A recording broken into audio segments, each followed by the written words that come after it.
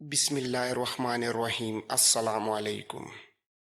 سکندر کے دربار میں موجود دوسرا گروہ ان سالاروں پر مشتمل تھا جو مہم جوئی اور خطرات سے کھیلنا جانتے تھے۔ ان کا استدلال ٹھوس اور دور اندیشی پر مبنی تھا کہ جب تک ایرانی لشکر سلطنت کے اندرونی حصوں میں پوری قوت کے ساتھ محفوظ ہے، تب تک کسی بھی مفتوحہ علاقے کو مستقل طور پر محفوظ تصور کرنا صرف ایک خام خیالی ہوگی۔ اس میں کوئی شک نہیں کہ ہم نے بحیرہ روم کے ساحلوں کے ساتھ ساتھ بہت سے اہم علاقے فتح کر لیے ہیں۔ ہماری فتوحات ہماری توقعات سے کہیں زیادہ ہیں، لیکن ان سب کامیابیوں کے باوجود یہ حقیقت نظر انداز نہیں کی جا سکتی کہ داریوش اب بھی ایک بہت بڑی اور خوفناک عسکری قوت کا مالک ہے۔ ان کا ماننا تھا کہ اگر یونانی سپاہ ان مفتوحہ علاقوں سے پیچھے ہٹ گئی تو ان زمینوں کا تحفظ مکمل طور پر ایرانی حکمرانوں کے رحم و کرم پر ہوگا۔ وہ جب چاہیں گے اپنی بکھری ہوئی طاقت کو دوبارہ جمع کر کے ایک بھرپور وار کے بعد ان تمام علاقوں پر دوبارہ قابض ہو جائیں گے جنہیں ہم نے خون بہا کر حاصل کیا ہے۔ لہٰذا ان سالاروں کی حتمی رائے یہی تھی کہ پیش قدمی کا سلسلہ روکا نہ جائے اور جب تک ایران کی فوجی طاقت کو جڑ سے اکھاڑ نہ دیا جائے تب تک واپسی کا سوال ہی پیدا نہیں ہوتا۔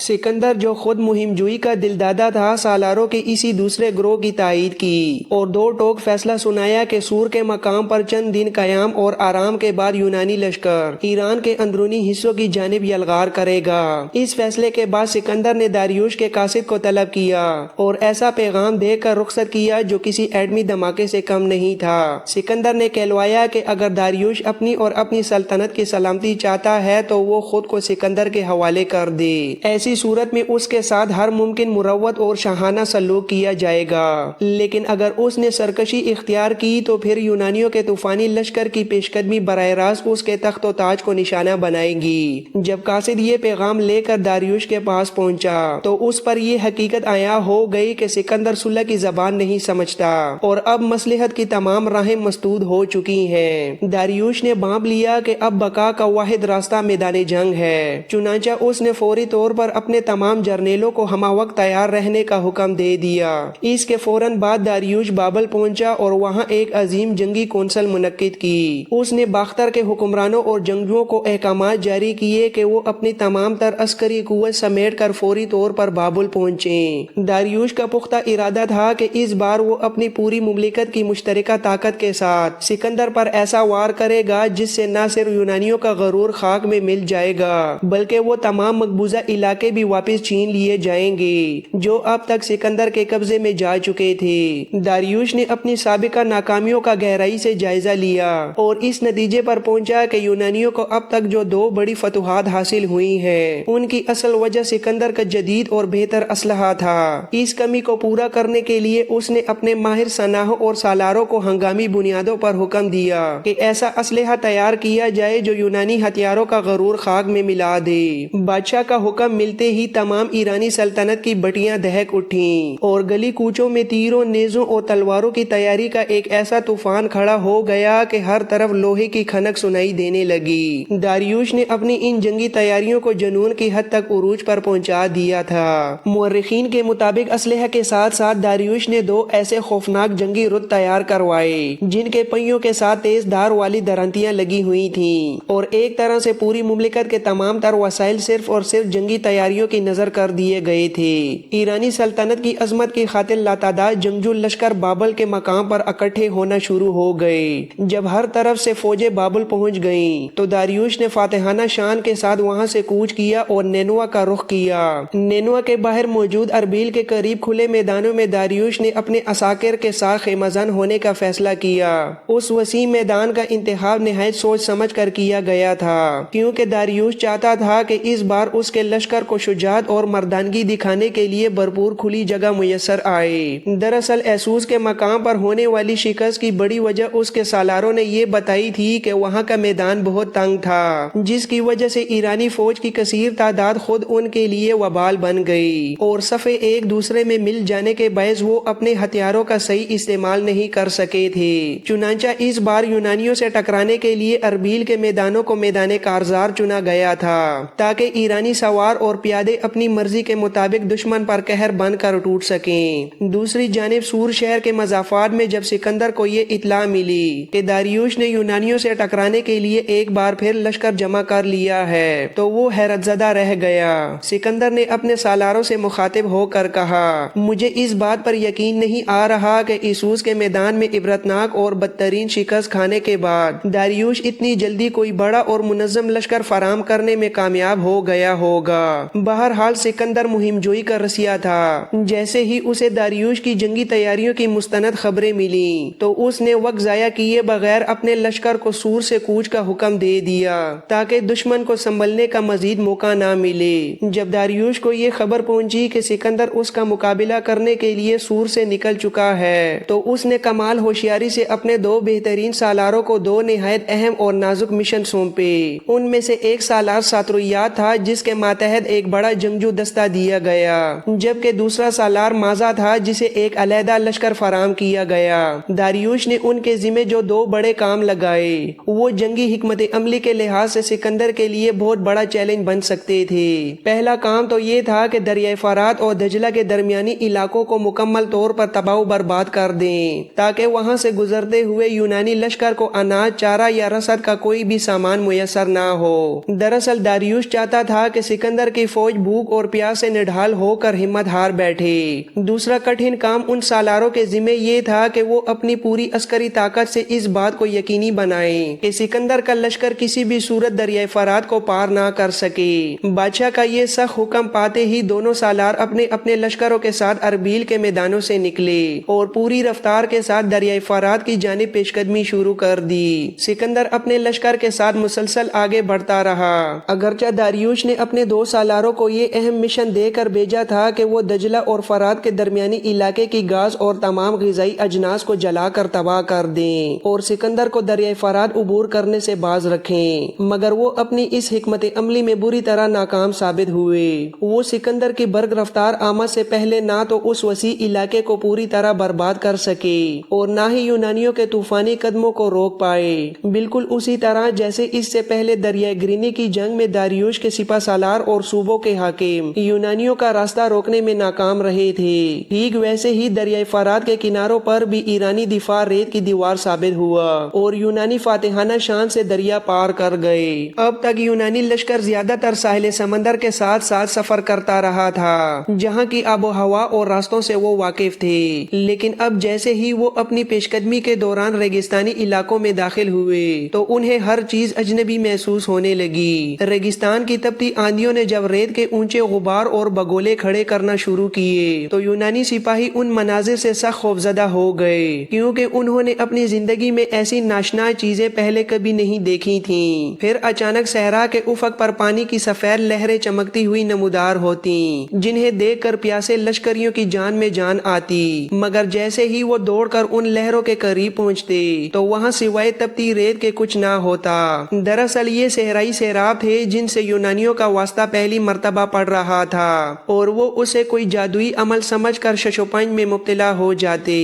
اربیل کے ان ہبتناک میدانوں کی طرف بڑھتے ہوئے یونانیوں نے جگہ جگہ اپنے دیوتاؤں کے حضور قربانیاں پیش کیں اور گڑ گڑا کر دعائیں مانگی تاکہ ان کی فتح یقینی ہو سکے۔ یہ علاقہ چونکہ ان کے آبائی وطن اور ساحلی علاقوں سے بالکل مختلف تھا، اس لیے وہ جوان سپاہی جو ابھی حال ہی میں یونان سے تربیت مکمل کر کے لشکر کا حصہ بنے تھے وہ شدید ذہنی دباؤ اور خوف کا شکار ہو گئے۔ وہ آپس میں سرگوشیاں کرتے اور اپنے ڈر کا اظہار کرتے ہوئے اکثر یہ سوال اٹھاتے کہ سکندر نے پہلے اپنا وطن چھوڑا اور اپنے باپ کے خاندانی رشتوں و رفاقتوں سے منہ موڑا، لیکن اب وہ ہمیں اس ساحل سمندر سے دور ان اجنبی صحراؤں کی طرف کیوں لے جا رہا ہے؟ تجربہ کار اور پرانے لشکری ان نئے سپاہیوں کی باتوں کا خوب مذاق اڑاتے کیونکہ پچھلی جنگوں میں وہ بے پناہ مال و دولت اور سونا چاندی لوٹ کر مالا مال ہو چکے تھے۔ ان کے اندر مزید فتوحات کی ہوس اور مال غنیمت سمیٹنے کا شوق جوان تھا، اسی لیے وہ چاہتے تھے کہ جنگ کا یہ سلسلہ جاری رہے تاکہ وہ اپنی تجوریاں مزید بھر سکیں۔ سکندر جب اپنے لشکر کے ساتھ دریائے فرات کے کناروں کے قریب پہنچا تو وہاں اسے چند مسلح ایرانی سوار گشت کرتے ہوئے دکھائی دیے۔ یونانی دستوں نے بجلی کی تیزی سے ان پر حملہ کر کے انہیں گھیر لیا اور قیدی بنا لیا۔ جب سکندر نے بذات خود ان قیدیوں سے بازپرس کی اور حالات کی تفصیل پوچھی تو انہوں نے انکشاف کیا کہ داریوش کا لشکر اگلے دریا کے پار ایک مخصوص مقام پر صف آرا ہو چکا ہے۔ ان قیدیوں سے سکندر کو یہ تشویشناک خبر بھی ملی کہ اس بار داریوش جو فوج مقابلے کے لیے لایا ہے وہ اس لشکر سے کئی گنا بڑی اور طاقتور ہے جس کے ساتھ اس نے اسوس کے میدان میں جنگ لڑی تھی۔ بہرحال داریوش نے اپنے جن سالاروں کو سکندر کا راستہ روکنے کی ذمہ داری سونپی تھی وہ بری طرح ناکام ثابت ہوئے اور سکندر اطمینان اور بحفاظت طریقے سے دریائے فرات کو عبور کرنے میں کامیاب ہو گیا۔ دریا پار کرنے کے بعد جنگی منطق تو یہ کہتی تھی کہ سکندر مشرق کی طرف رخ کرتا کیونکہ وہی راستہ براہ راست اس میدان کی طرف جاتا تھا جہاں داریوش خیمہ تھا، مگر سکندر کی جنگی فراست کچھ اور ہی منصوبہ بنا رہی تھی۔ اس نے مشرق کی بجائے شمال مشرق کا رخ اختیار کیا اور اپنی پیش قدمی جاری رکھی۔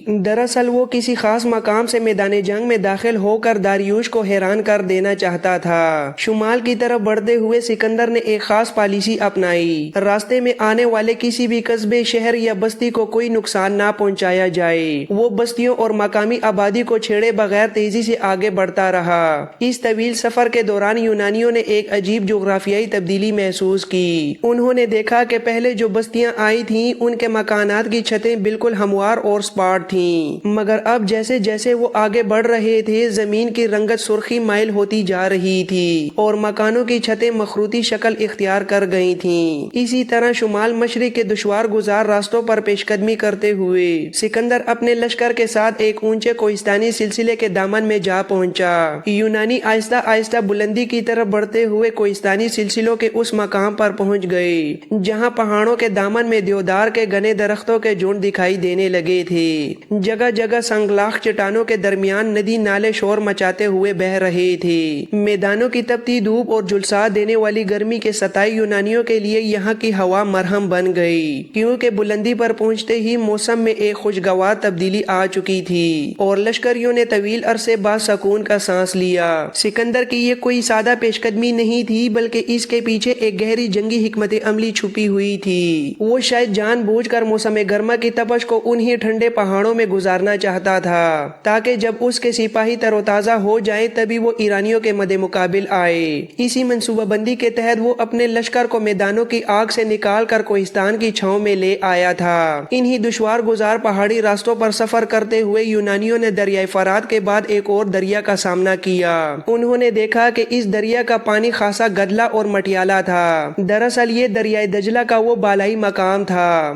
جہاں اس دریا کا منبع یعنی وہ جگہ قریب تھی جہاں سے یہ دریا پھوٹتا ہے۔ سکندر نے اپنے لشکر کے ساتھ نہایت مہارت سے اس دریا کو عبور کر لیا جو دوآبہ عراق کا دوسرا سب سے بڑا اور اہم دریا تھا۔ جس وقت یونانی لشکر دریائے دجلہ کو عبور کر رہا تھا اور ایک بڑی تعداد دوسرے کنارے پہنچ چکی تھی جبکہ کچھ دستے ابھی لہروں کے بیچ ہی تھے تو اچانک قدرت نے اپنا ایک عجیب رنگ دکھایا۔ آسمان پر چمکتا ہوا چاند گرہن کے باعث مکمل طور پر سیاہ ہو گیا اور چاروں طرف ہولناک تاریکی چھا گئی۔ قدیم زمانے کی اقوام کے نزدیک یہ کوئی معمولی واقعہ نہیں تھا بلکہ وہ اسے ایک ایسی منحوس نشانی سمجھتے تھے کہ اب کسی نازک اور ہولناک صورتحال سے سابقہ پڑنے والا ہے۔ جیسے ہی سکندر نے دریا پار کیا تو اس کے سالاروں نے پریشانی کے عالم میں انکشاف کیا کہ لشکر میں شامل نئے سپاہی اس چاند گرہن کو دیکھ کر عجیب و غریب باتیں پھیلا رہے ہیں۔ یہ وہ فونیکی جنگجو تھے جو سور اور سیدھا کی فتح کے بعد سکندر کے زیر نگی آ گئے تھے۔ ان فونیکیوں کو کنانی بھی کہا جاتا تھا جو دراصل ایک قدیم سامی قوم تھی جو صحرائے عرب سے نکل کر شمال کے ان علاقوں میں آ کر آباد ہو گئی تھی۔ صحرائے عرب سے مختلف ادوار میں کئی قومیں ہجرت کر کے شمال کے زرخیز اور شاداب علاقوں میں پہنچیں جہاں انہوں نے عظیم الشان سلطنتوں کی بنیادیں رکھیں۔ ان ہجرت کرنے والے قبائل میں سے دو بڑی قومیں یعنی اموری اور کنانی ایک دوسرے کے تعاقب میں عرب سے باہر نکلیں۔ یہ دونوں شروع میں خانہ بدوش زندگی گزارنے کے عادی تھے۔ جہاں تک اموریوں کا ذکر ہے تو یہ لوگ البقا اور شمالی شام کے راستوں سے ہوتے ہوئے آباد شہروں کے قریب پہنچے۔ ان کے ہمراہ مویشیوں کے بڑے بڑے ریوڑ اور گلے تھے جو ان کی گزر بسر کا اصل ذریعہ تھے۔ شام کے قدیم باشندوں نے ابتدا میں انہیں ان کی نسبت سے امورو یا امور پکارا، تاہم ان کے لیے اموری کا باقاعدہ نام ان کے مشرقی ہمسایوں نے تجویز کیا تھا جنہیں تاریخ کے سنہری اوراق میں سمیری کے نام سے یاد کیا جاتا ہے۔ صحرائے عرب کی تپتی ریت کو خیر باد کہہ کر جب اموری شمال کی طرف بڑھے تو انہوں نے خانہ بدوشی کی زندگی ترک کر کے مستقل سکونت اختیار کر لی۔ انہوں نے اپنا ایک دارالحکومت بھی قائم کیا جو موجودہ دریائے خابور سے نیچے دریائے فرات کے کنارے پر واقع تھا، جسے دنیا ماری کے نام سے جانتی ہے۔ دوسری طرف کنانیوں کا قصہ بھی کچھ ایسا ہی ہے، کیونکہ یہ بھی اموریوں کے نقش قدم پر چلتے ہوئے عرب سے نکل کر زرخیز اور خوشحال علاقوں کی جانب ہجرت کر گئے۔ شروع میں تو ان کی پہچان کنانی کے طور پر ہی ہوتی تھی، لیکن جب یہی کنانی فلسطین اور لبنان کے ساحلوں پر آباد ہوئے تو انہوں نے ارغوانی سرخ رنگ کی عالمی تجارت میں ایسی مہارت حاصل کی کہ ان کی پہچان ہی بدل گئی۔ ان کی اس تجارت کی مناسبت سے یونانیوں نے انہیں سب سے پہلے فونکس پکارنا شروع کیا۔